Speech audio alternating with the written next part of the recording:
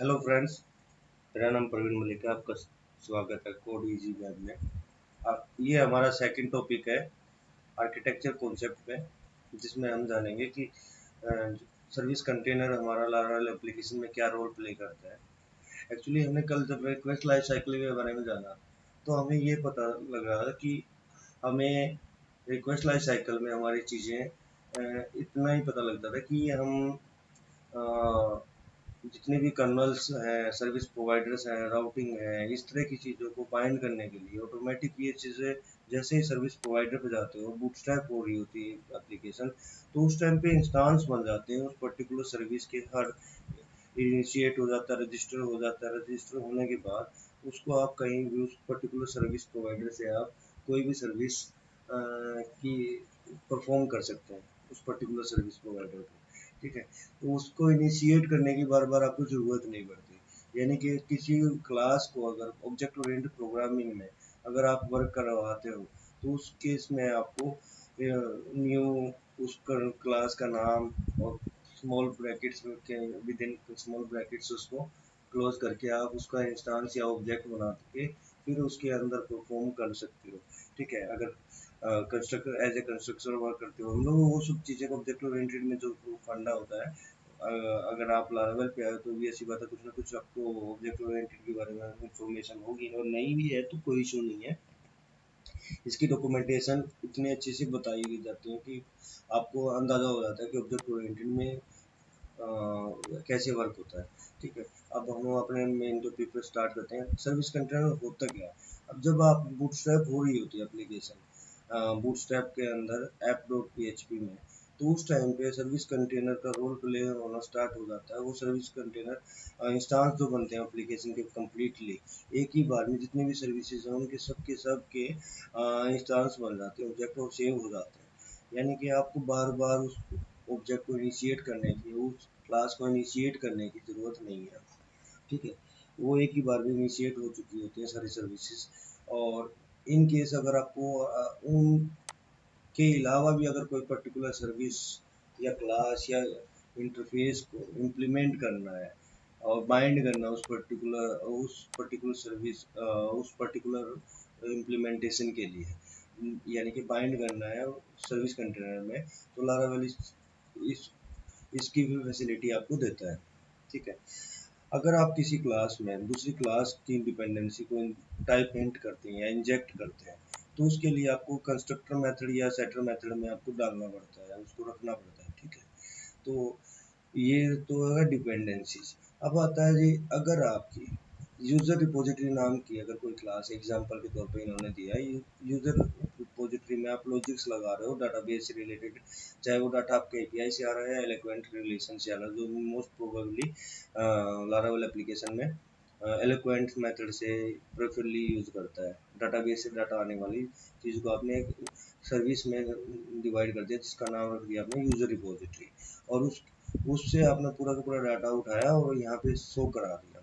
ठीक है, उस केस में अब आपको यहाँ पे सर्विस कंटेनर का जो मेन अंडरस्टैंडिंग है वो पावरफुल और लार्ज एप्लीकेशन बनाने के लिए सबसे बड़ा रोल है।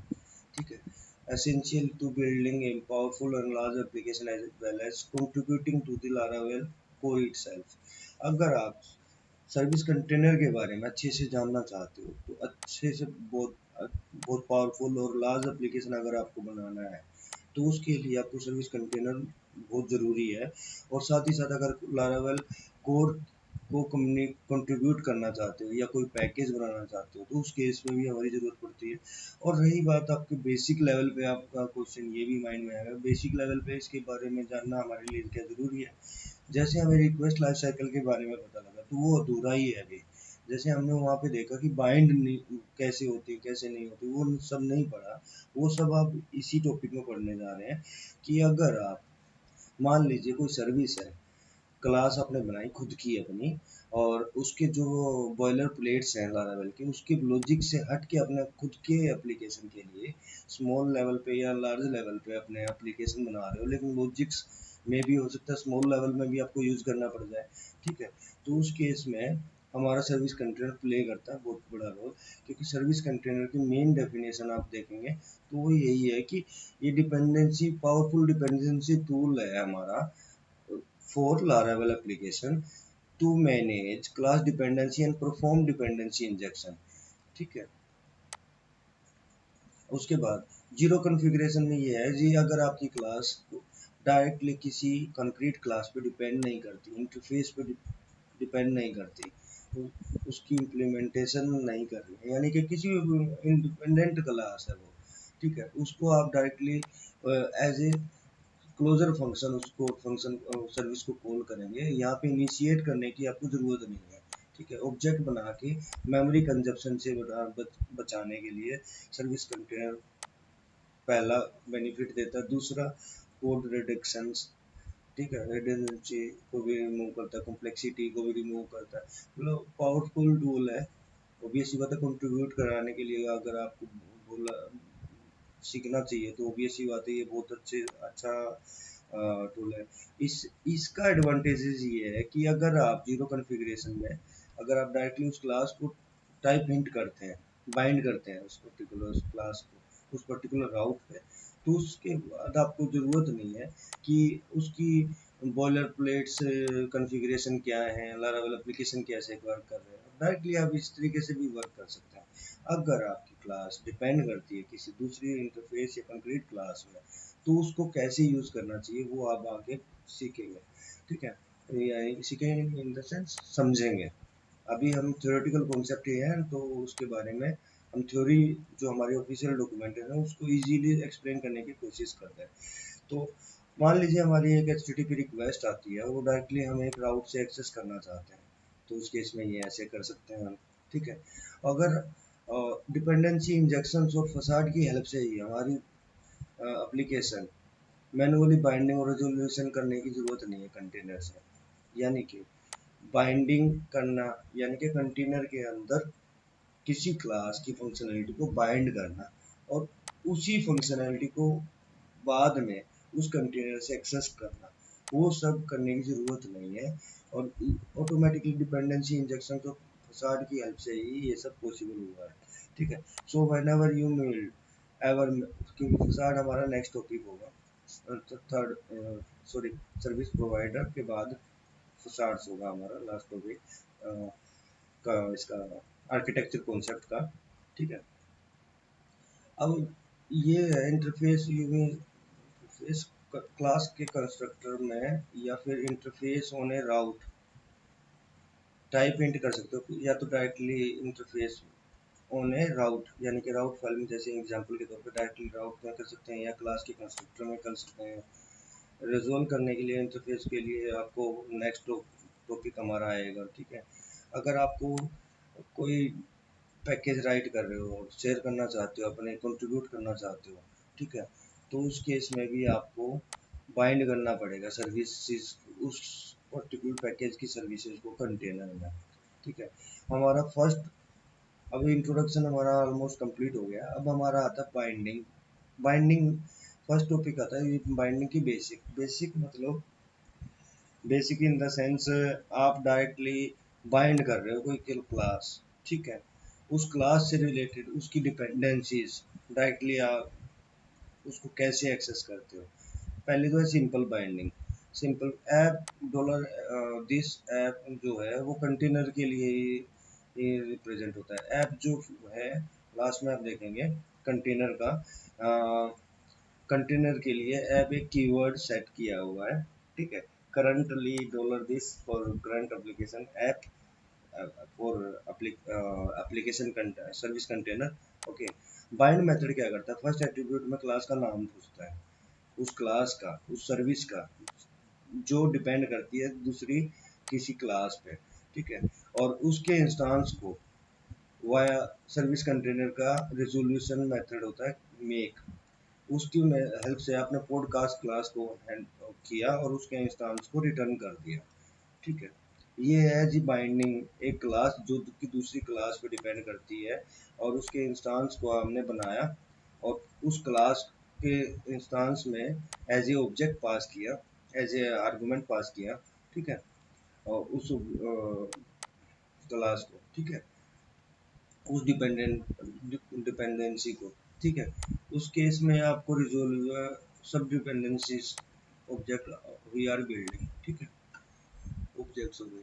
अब जी यही है, यही काम, ये तो था जी ग्लोबल कंटेनर का एक कीवर्ड डॉलर दिस ऐप से।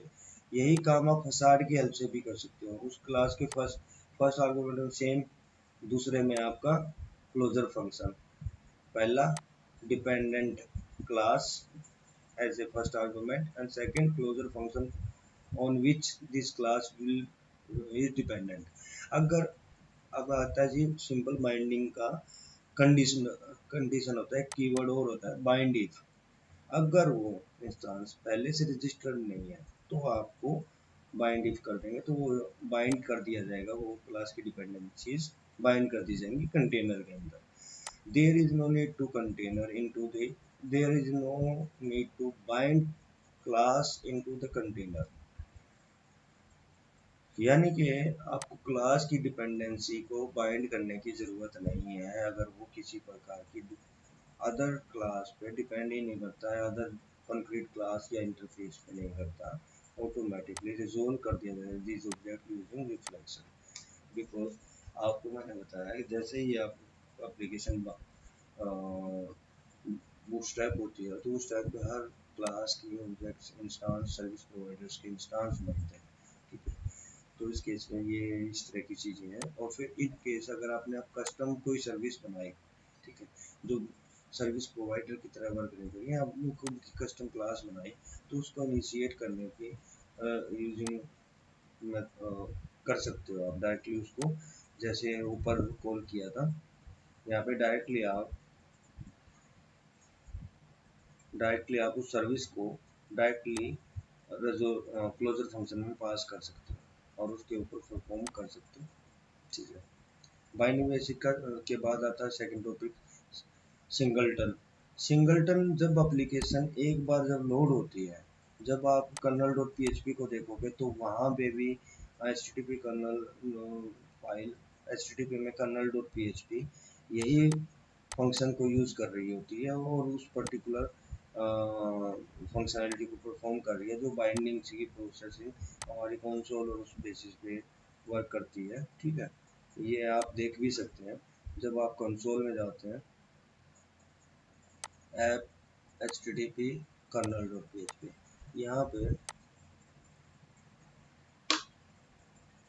यहाँ पे आया और उसके बाद है जी, सॉरी सॉरी, हम बूटस्ट्रैपिंग के टाइम पे देखते हैं। बूटस्ट्रैपिंग के टाइम पे डॉलर ऐप सिंगलटन में जो कौन H T T P kernel class होती है वो पहला इनिशिएट हुआ फर्स्ट आर्गुमेंट, और सब सेकंड वो किस पे डिपेंड कर रही है क्लास, कॉन्टैक्ट है, और ये यहाँ पे app H T T P, यानी कि पहली क्लास जो कि डिपेंड कर रही है, जो ऐप के H T T P kernel में जो फाइल है ना उस पर डिपेंड कर रही है, क्योंकि ये जो बेस है ये बेस क्लास बाइंड कर दी गई है, जो इसकी फ्रेमवर्क की कर्नल डॉट पीएचपी है, वो किसके बेसिस पे, जो भी हम कर्नल क्लास के एचटीटीपी कर्नल यानी कि हाइपरटेक्स्ट यानी कि ब्राउज़र बेस्ड रिक्वेस्ट के बेसिस पे जो भी डिसीजन ली जाएंगे वो ये क्लास लेगी, लेकिन किस के बिहाफ पे ये डिपेंड किस पे करेगी, ये इस क्लास पे डिपेंड करेगी, क्योंकि एप्लीकेशन में हर एप्लीकेशन में अलग अलग सिनारियो पे हर मिडलवेयर लिस्ट और मिडलवेयर ग्रुप लिस्ट आपका खुद का भी हो सकता है, ठीक है। इसीलिए आपको फ्रीडम दी गई है, तो आप इसको इस तरीके से कर सकते हैं, ठीक है। अब इससे आपको पता लगा कि सिंगलटन का यूज यहाँ भी हो रहा है, ठीक है। अगर आपका कंसोल क्लास है तो यहाँ पे, ठीक है जी, डिबग के केस में यानी कि एक्सेप्शनल हैंडलिंग आपने देखा होगा लेवल एप्लीकेशंस में, ऑटोमेटिकली जो भी एक्सेप्शंस है वो वेल फॉर्मेटेड वे में आपको एक्सेप्शंस दिखती है, रिटर्न की जाती है एप्लीकेशन में, ठीक है। चाहे वो सबसे पहले एक्सेप्शंस को प्रायोरिटी दी जाती है, अगर आपकी कोई एक्सेप्शन नहीं है, कोई एरर नहीं है, तो आपका कोड इजीली रन करता है, ठीक है। अब आता है जी, ये था इसका कंपैरिजन कि हमारा सिंगलटन वही सेम है जी, ये क्लास डिपेंड कर रही है ट्रांजिस्टर वाली क्लास पॉडकास्ट वाले में सेम मेथड यूज़ किया रिजोल्व करने के लिए पॉडकास्ट डिपेंडेंसी को। यहाँ पे कंटेनर के रिजोल्वर मेथड बोलते हैं, मेक मेथड, उसको आप डायरेक्टली कॉल करते हो। सिंगलटन इफ में कंडीशन वही सेम कि अगर आपकी पहले से वो बाइंड नहीं है, ठीक है, तो उस केस में ये सिंगलटन इफ तब यूज़ होती है, या सिंगलटन जब यूज़ होती है जब आपकी एप्लीकेशन में एक ही बार कोई क्लास बाइंड होती है, जब इंस्टेंस जब रीड कर की जाती है, ठीक है, उस केस में यानी कि जब आपकी एप्लीकेशन इनिशिएट हो रही होती है उस टाइम पे आपको अगर कोई क्लास बाइंड करनी है और उसकी डिपेंडेंसीज बाइंड करनी है, तो उस केस में, ठीक है। बाइंडिंग स्कोप सिंगलटन स्कोप उस केस में यूज होता है जैसे आप सिंगलटन फ्लश कर देता है जैसे नई लाइफ साइकिल आती है। एग्जाम्पल के तौर पे लारावेल ऑक्टेन का वर्कर प्रोसेसर जैसे ही नई रिक्वेस्ट करेगा, या फिर लारावेल क्यू का वर्कर प्रोसेस करेगा न्यूज जॉब के लिए, तो उस टाइम पे यहाँ पे सिमिलर है, ये सिंगलटन की तरह सिंगल टाइम ही होता है, लेकिन will be flushed whenever the Laravel application start a new life cycle, यानी कि जैसे ही नई लाइफ साइकिल स्टार्ट होती है, ठीक है, तो उस केस में यहाँ पे फ्लश्ड कर दिया जाता है, यानी कि दोबारा से इनिशिएट किया जाता है उसको, ठीक है। अब आता है जी बाइंडिंग इंस्टेंस। आपकी कोई क्लास है ट्रांजिस्टर वाली, और उसके ऑब्जेक्ट को आप उस पर्टिकुलर इनिशिएट करके तब ही आप उस एप्लीकेशन उस क्लास के साथ बाइंड करना चाहते हो, तो इस केस में इंस्टेंस मेथड प्ले करता है इम्पोर्टेंट रोल। फिर आता है जी बाइंडिंग, सेकंड टॉपिक आ गया जी बाइंडिंग इंटरफेस। बेसिक की आपकी 4-5 चीज़ें आपकी क्लियर हो गई, ठीक है, सिंगलटन 4 चीज़ें ही थी बाइंडिंग की। फिर आता है जी बाइंडिंग इंटरफेसेस टू इम्प्लीमेंटेशन, ठीक है। बाइंडिंग इंटरफेसेस मतलब कोई क्लास की इम्प्लीमेंटेशन, कोई इंटरफेस की इम्प्लीमेंटेशन किसी क्लास पे डिपेंड करती है, ठीक है, तो उस केस में आप बाइंड कर सकते हैं, यानी कि इंटरफेस का नाम, यानी कि उसकी इंटरफेस वाली क्लास को आपने फर्स्ट आर्गूमेंट पास किया, उसके इम्प्लीमेंटेशन को सेकंड वाली पास किया, तो उस केस में ये वर्क किया, और डायरेक्टली आप उस क्लास को एज ए कंस्ट्रक्टर भी पास कर सकते हो, ठीक है, इंस्टांस जब उसकी पास हो रही होती है, ठीक है।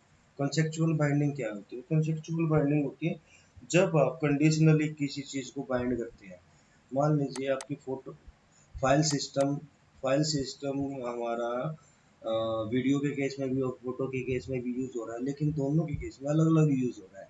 बाइंडिंग हमें सेट करनी है कि फोटो कंट्रोलर की क्लास अगर रिजोल्व हो रही है, यानी कि फोटो कंट्रोलर क्लास अगर आ रही है तो उसको बाइंड करो आप लोकल ड्राइव्स के साथ, और नीड तो कर रहा है वो कंडीशनली बाइंड करना है, तो कंसेप्चुअल बाइंडिंग प्ले करता है रोल।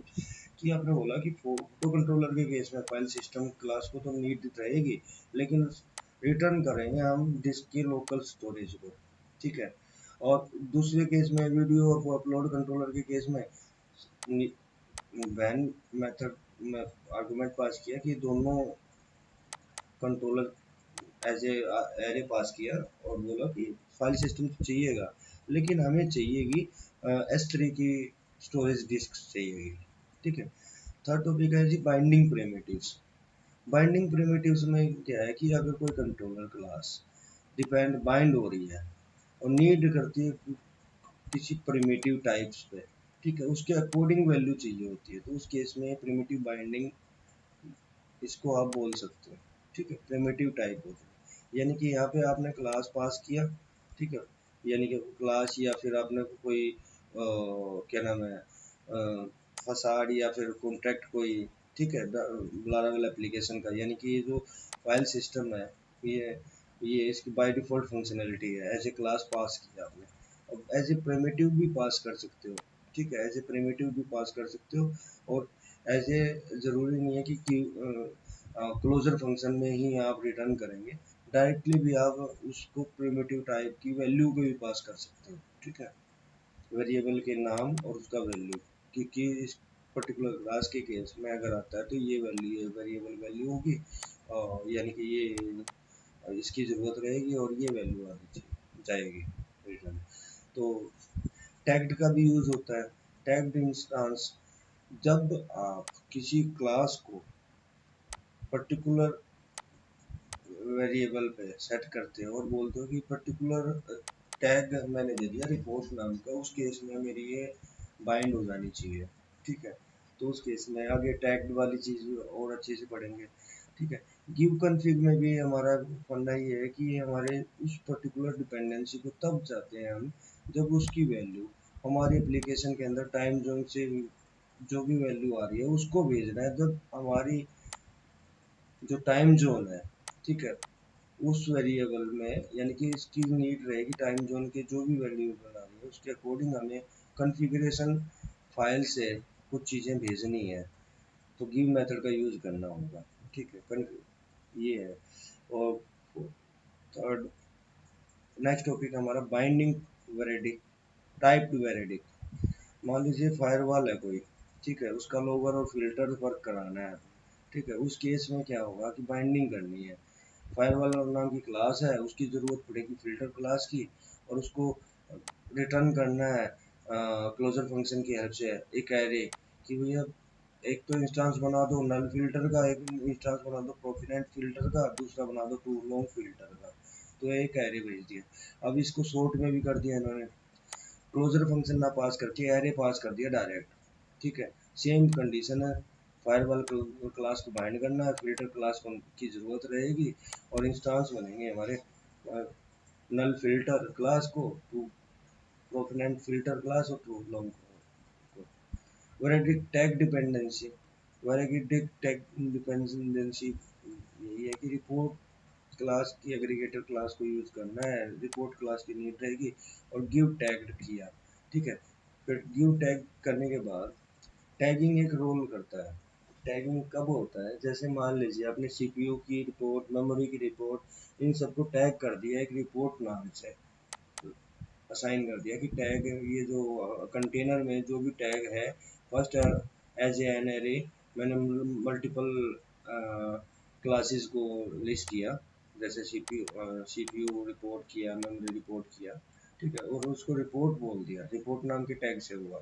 तो जैसे ही हम बाइंड करने जाएंगे, ठीक है, रिपोर्ट एनालाइजर क्लास के साथ, यानी कि कोई क्लास हमने सेट की और उसके अकॉर्डिंग हमने इंडिपेंडेंसी को एनालाइज करना है, तो उस केस में हम दोबारा से डॉलर ऐप में टैग्ड को यूज करेंगे, मेक वाले रिजोल्वर को यूज नहीं करेंगे, कंटेनर के रिजोल्वर मेथड को यूज ना करके डायरेक्टली टैग्ड को करेंगे, क्योंकि हमने क्या किया कि दोनों की दोनों एप्लीकेशन को, दोनों के दोनों क्लासेस को इकट्ठे ना कर, अलग अलग ना करके, हमने पहले तो उसके टैग्ड इंस्टांस बनाया, ठीक है। टैग्ड इंस्टांस बना के एक पर्टिकुलर टैग दे दिया कि रिपोर्ट नाम से अगर आ रही है, तो किसी भी क्लास को अगर हम इस टैग इंस्टांस के साथ करते हैं, तो हम डायरेक्टली उसके इंस्टांस को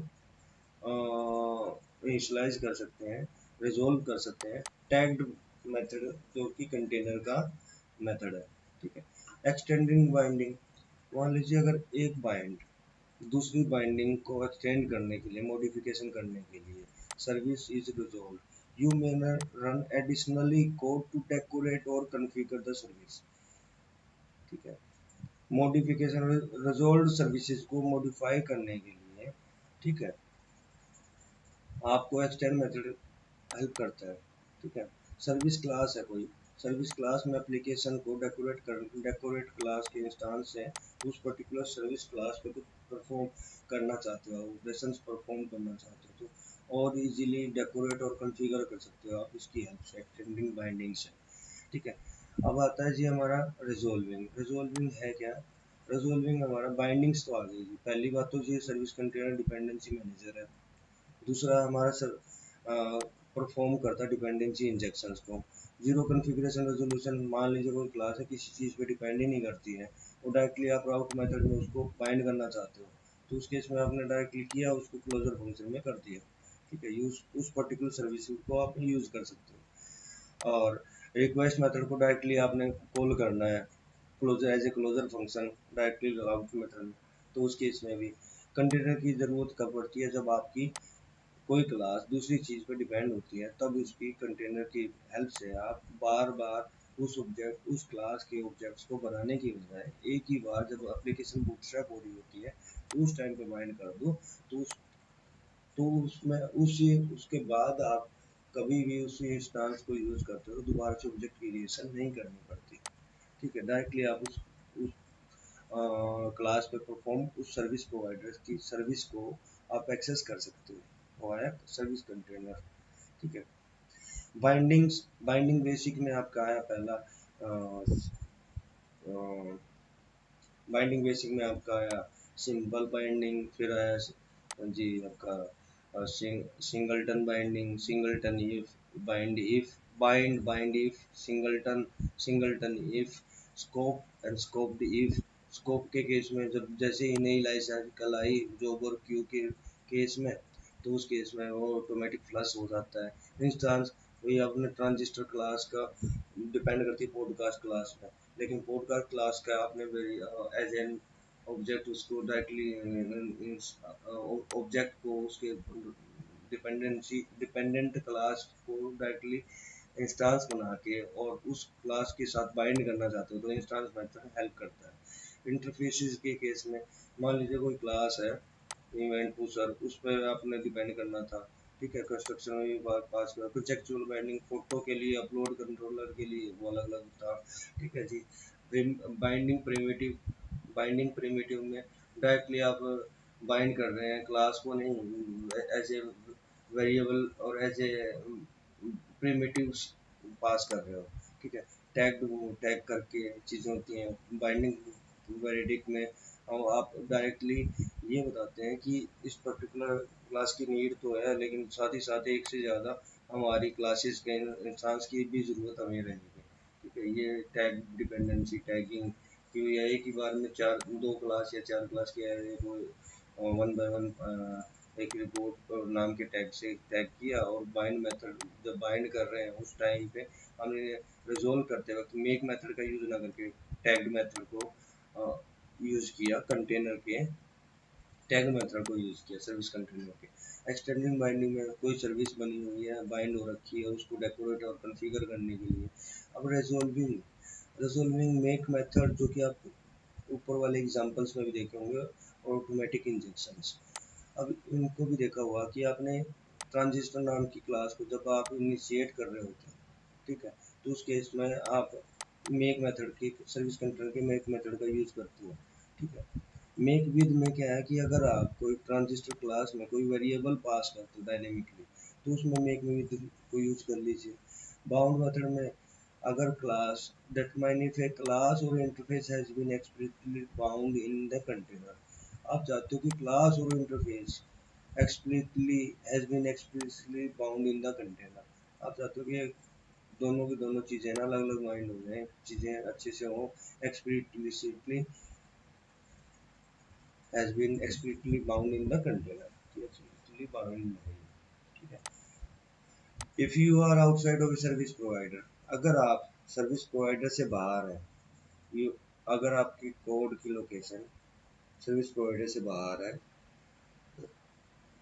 your code that doesn't have access to $app application, you may use app hazard and app helper to resolve class instance from the container। आप अपने कंटेनर से यूजिंग ऐप फसाड या फिर ऐप हेल्पर, ऐप फसाड जो कि शुरुआत में ही आपने आपको डॉक्यूमेंटेशन में बताया कि आप जो सर्विस कंटेनर की हेल्प से काम कर रहे हैं वो आप फसाड की हेल्प से भी कर सकते हो। ठीक है, हेल्पर ग्लोबल हेल्पर भी बनाए हुए हैं मैंने। ठीक है, ऐप ये फसाड है, ये हेल्पर फंक्शन है ऐप। ठीक है, और जो आप डॉलर दिस ऐप करके कर रहे हैं वो भी हमारे सर्विस कंटेनर का ही एक वो है, स्टेबल सर्विस कंटेनर के लिए चीज़ें आपको आगे दिखाई देंगी। ठीक है, सर्विस कंटेनर आ गया। ऑटोमेटिक इंजेक्शंस में alternatively and importantly, you may type hint the dependency in the constructor of a class that is resolved by the container।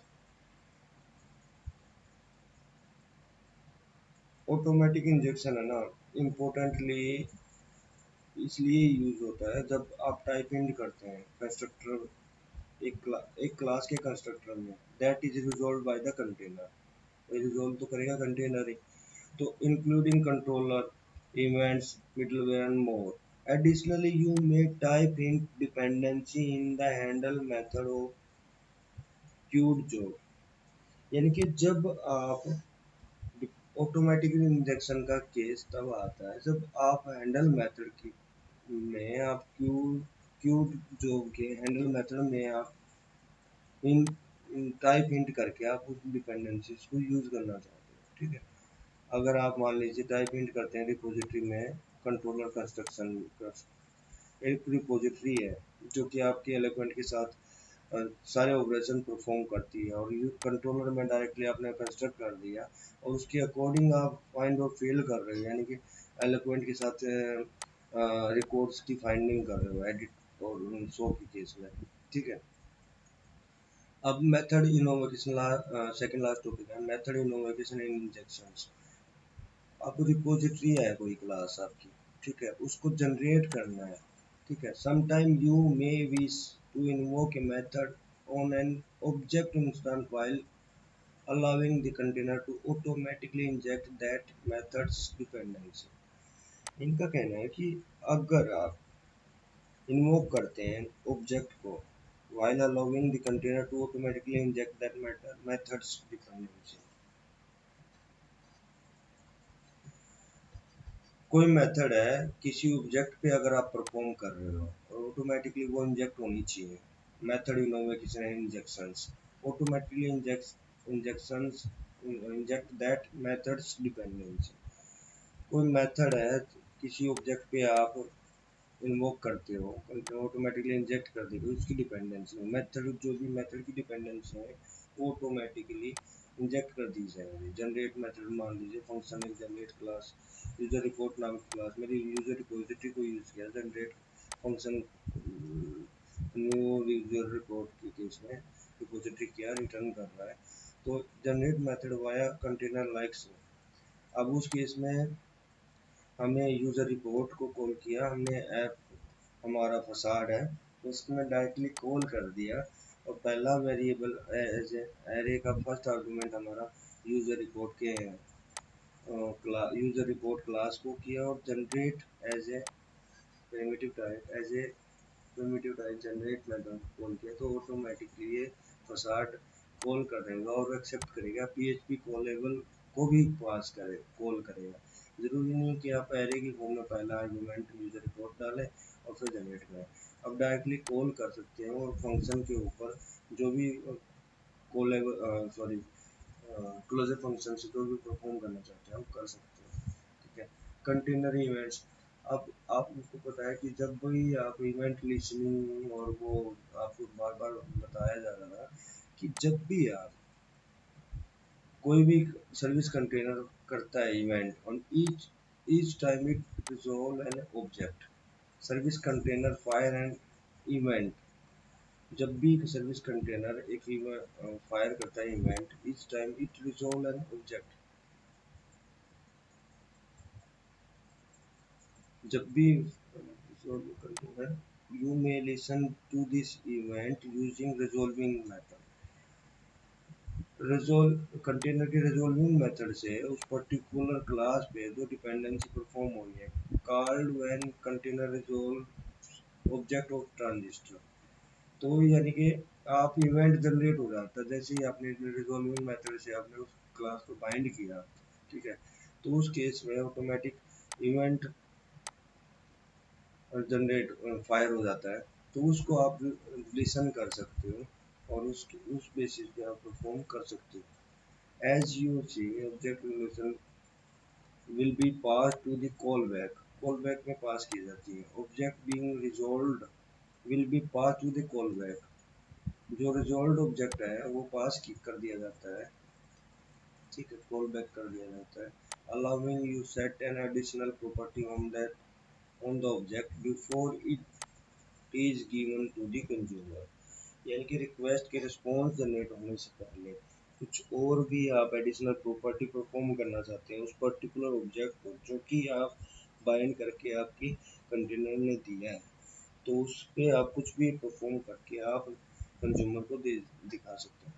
P S R 11 जो है, container implements the P S R interface, यानी कि service container जो है ना, P S R 11 interface है, ये deep knowledge है, इसके बारे में कभी अच्छे से फिर कभी एक नया एक टॉपिक और बनाऊंगा कभी, ठीक है। वो पीएसआर क्या होता है उसके बारे में अच्छे से, लेकिन इसके अभी हम बेसिक लेवल पे जाना है तो बेसिक सी बात है, थोड़ा सा और अभी काफ़ी ज़्यादा वीडियो हमारे हुए भी नहीं है, ठीक है। हम जस्ट आप लोगों से डॉक्यूमेंटेशन वाइज थियोरेटिकल कॉन्सेप्ट ही कर रहे हैं, अभी प्रैक्टिकल कुछ किया भी नहीं है ज़्यादा कुछ। अब सर्विस कंटेनर के केस में ये यही बता रहे हैं कि ट्रांजिस्टर और उसके पीएसआर कंटेनर के अंदर राउट के केस में, यानी कि पीएसआर की को यूज़ करते हुए एक्सेप्शंस को, नॉट फाउंड एक्सेप्शंस को किस तरह हैंडल करता है, ठीक है। पीएसआर 7 को सर्विस कंटेनर इम्प्लीमेंट करता है पीएसआर 7 के 11 के इंटरफेस को, पीएसआर 11 इंटरफेस को, ठीक है। That's all, thank you so much.